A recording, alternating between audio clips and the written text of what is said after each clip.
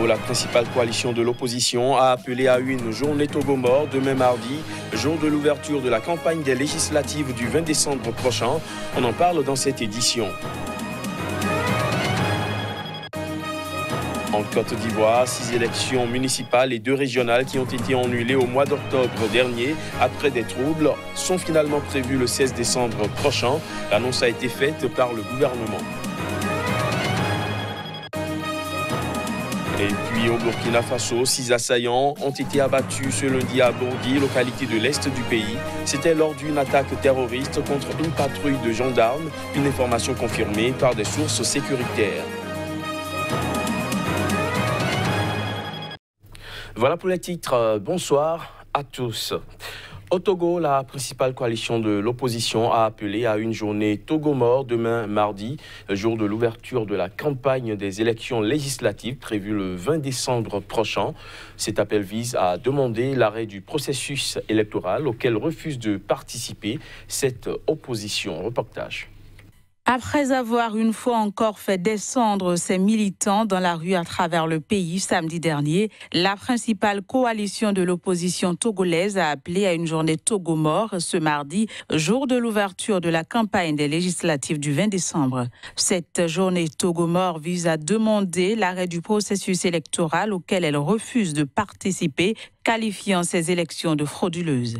La coalition de l'opposition exige notamment la recomposition du bureau de la Commission électorale nationale indépendante CENI et la reprise de toutes les activités déjà menées par cette institution.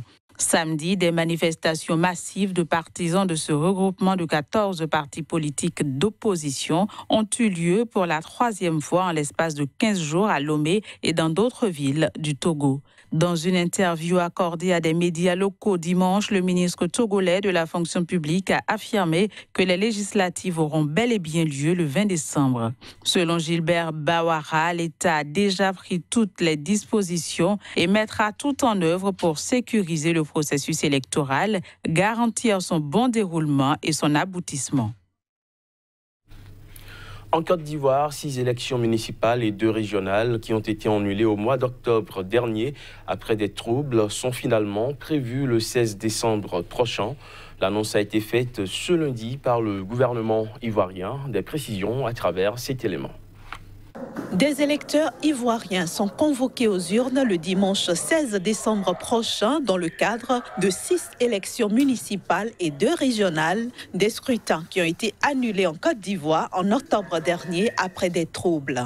L'annonce a été faite ce lundi à la presse par le porte-parole du gouvernement Sidi Touré à l'issue d'un conseil extraordinaire des ministres. La campagne électorale va durer 7 jours, du 8 décembre à 0h au 14 décembre à minuit. La Cour suprême ivoirienne avait annulé les élections municipales et régionales couplées du 13 octobre dans 6 municipalités. Grand-Bassam, Port-Boué, Bingerville, Lokota, Rubino et Boko, puis dans 2 régions, le Lot d'Iboua dans le sud-ouest et le Guémon dans l'ouest. Des violences avaient en effet éclaté à Grand-Bassam et à Port-Boué après le scrutin. À Lokota, une personne avait été tuée le jour du vote. Les élections ont été marquées par des violences ayant fait au moins 5 morts dans l'ensemble du pays, de nombreuses accusations de fraude et de multiples problèmes dans les bureaux de vote, certains n'ayant ouvert que tardivement, voire pas du tout. Au Sénégal, le président Macky Sall a été investi ce week-end à Dakar par une coalition de partis politiques comme candidat à l'élection présidentielle du 24 février prochain. La cérémonie d'investiture s'est déroulée en grande pompe devant des milliers de partisans et de plusieurs chefs d'État invités pour l'occasion. Tchèque Berthet. Ce sont des militants en euphorie qui ont accueilli Macky Sall lorsqu'il a fait son entrée dans la salle. Accompagné de son épouse, Macky Sall ne pouvait espérer un accueil aussi meilleur et c'est devant ses parterres des sympathisants que le Congrès, dans sa résolution, a choisi Macky Sall pour conduire la coalition à la présidentielle de 2019.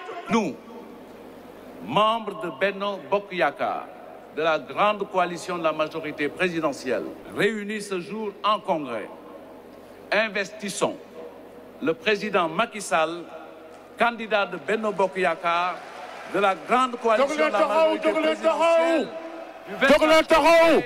Tour à tour, des leaders de la coalition se sont succédés à la tribune pour justifier le choix porté sur Macky Sall. Vous avez le savoir et la méthode, l'intelligence et la diligence pour nous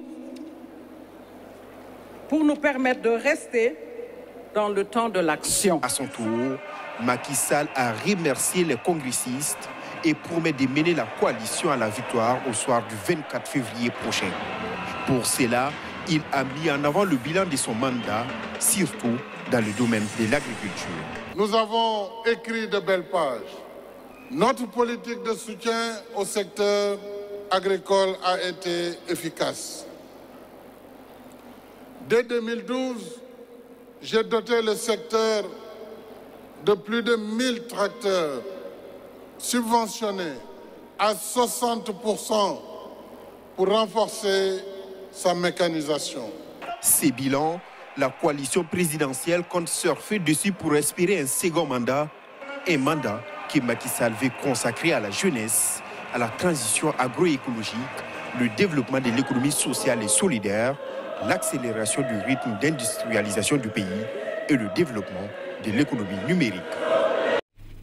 Au Bénin, l'un des blocs politiques de la mouvance présidentielle a été officiellement porté sur les fonds baptismaux le week-end écoulé. Et c'est le Palais des Sports du stade général Mathieu Kérékou de Cotonou qui a servi de cadre au congrès constitutif du bloc progressiste. Objectif affiché par le parti, se tenir prêt aux côtés du président Patrice Talon pour les joutes électorales à venir. Les images. Des milliers de délégués se sont déplacés de tous les départements du pays pour participer à la naissance du parti Union progressiste. Ce congrès constitutif visait entre autres à consacrer les statuts et le règlement intérieur du parti. Chers congressistes, nos défis sont donc très grands. Nous avons osé dire publiquement que notre système partisan est malade. Nous en avons dénoncé les insuffisances et les tares.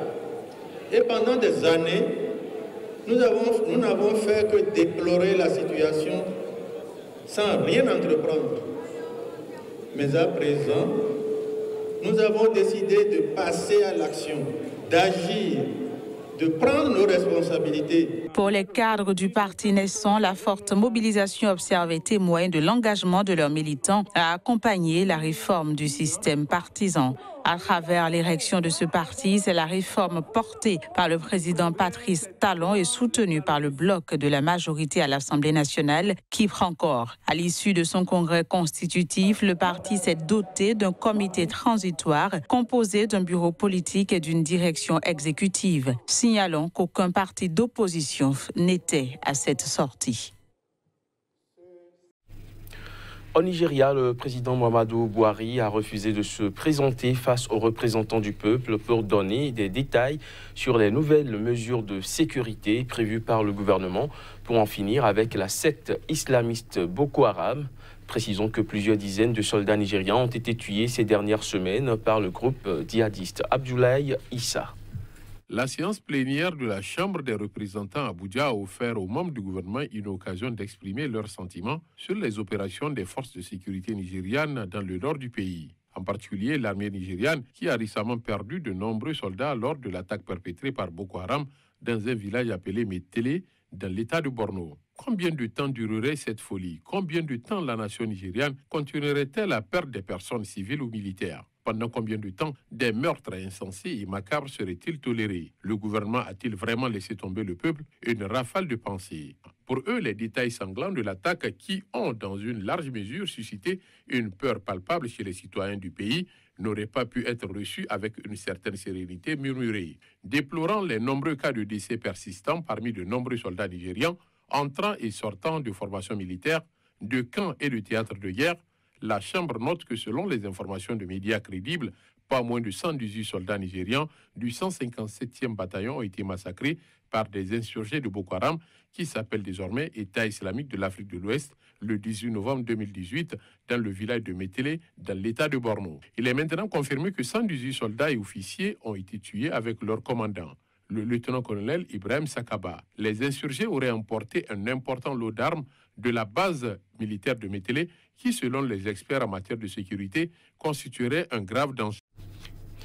Au Burkina Faso, 6 assaillants ont été abattus ce lundi à Bougui, localité de l'est du pays. C'était lors d'une attaque terroriste contre une patrouille de gendarmes, une information confirmée par des sources sécuritaires. Les détails.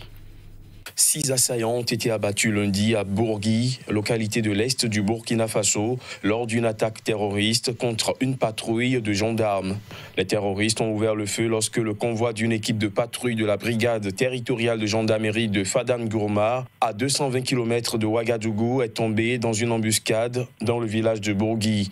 Mais les éléments de la gendarmerie ont aussitôt réagi, neutralisant 6 assaillants.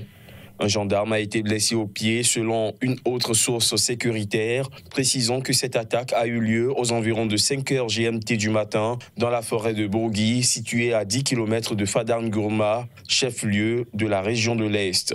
Plusieurs armes, dont des kalachnikovs et des cartouches, ont été saisies sur les assaillants.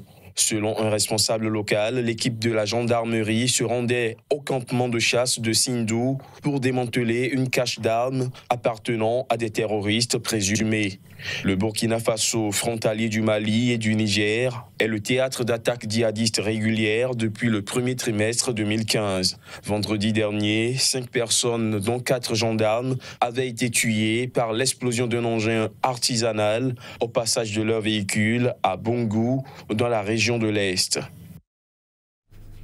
Hors du continent africain, le président turc Recep Tayyip Erdogan a réclamé l'extradition vers la Turquie des suspects saoudiens dans le meurtre à Istanbul du journaliste Jamal Khashoggi. C'était ce week-end lors du sommet du G20 à Buenos Aires, en Argentine. Reportage. En marge du G20, le président turc a réclamé ce samedi l'extradition des suspects saoudiens dans le meurtre du journaliste Jamal Khashoggi à Istanbul. Recep Tayyip Erdogan dit ne pas faire confiance à la justice saoudienne, alors qu'il soutient que l'ordre de tuer le journaliste et opposant émanait des plus hauts niveaux du royaume, et ce, tout en écartant la responsabilité du roi Salman.